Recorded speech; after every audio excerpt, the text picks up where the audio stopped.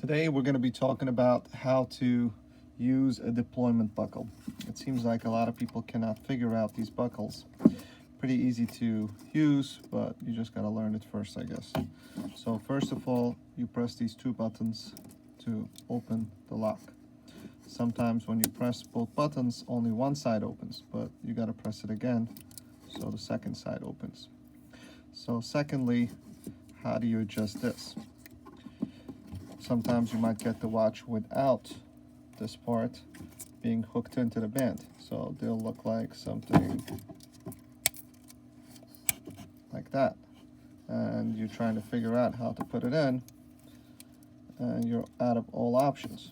So press both buttons, open up, and then this part unclicks. There you go. And clicks. Unclick. Click. So once you unclick it, you roll the strap to the desired position. So make sure you put the pin inside the hole and then close it.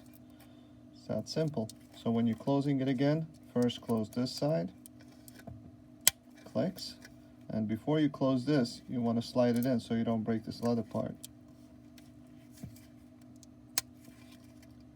Voila.